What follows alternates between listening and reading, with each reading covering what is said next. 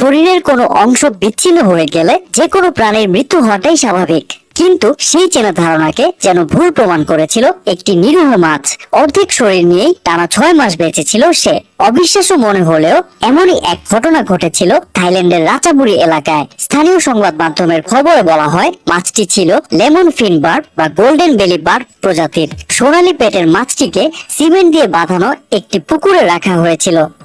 একদিন পুকুরের কিনারায় লাফালাফি করতে গিয়ে সিমেন্টের সিঁড়ির উপর আছড়ে পড়ে মাছটি। এই সময় মারাত্মকভাবে ক্ষতিগ্রস্ত হয় তার শরীর ও হাড়। কয়েকদিন পর লেজের অংশে পচন ধরে। এক পর্যায়ে শরীর থেকে খসে পড়ে সেই অংশ। তবে এত বড় আঘাতেও থেমে যায়নি মাছটির জীবন। শুরু হয় তার অবিশ্বাস্য বেঁচে থাকার লড়াই। পরে বাজারের একটি অ্যাকুরিয়ামে মাছটিকে দেখতে পান ওয়াচারা ছোটে নামে এক ব্যক্তি। অর্ধেক শরীর নিয়ে সেখানে ছটফট করছিল ছোট্ট প্রাণীটি। দৃশ্যটি ছুঁয়ে যায় ওয়াচারাকে। অসহায় মাছটির কষ্ট দেখে মায়া হয় তার। সঙ্গে সঙ্গে সেটিকে কিনে নেন তিনি। ভালোবেসে নাম রাখেন আই হাফ বা অর্ধেক। প্র্যাকটিক্যাল ফিশ কিপিং এর তথ্য অনুযায়ী এমন গুরুত্বপূর্ণ আঘাত নিয়েও একটি মাছের দীর্ঘদিন বেঁচে থাকা প্রায় অসম্ভব, কিন্তু ওয়াচারার যত্ন আর নিয়মিত পরিচর্যায় টিকে থাকে আই হাফ।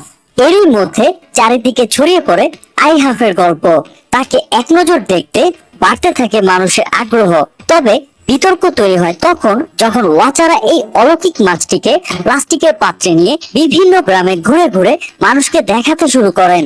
হঠাৎ একদিন সবাইকে অবাক করে মৃত্যু হয় আই হাফের। ফলে মাছটিকে নিয়ে ওয়াচারার এই প্রদর্শনকে ঘিরে সৃষ্টি হয় নানান প্রশ্নের।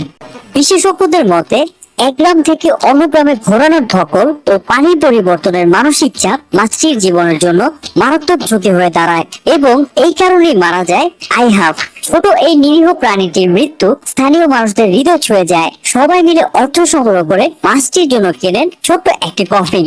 এরপর মর্যাদার সঙ্গে সমাহিত করা হয় আই হাফকে।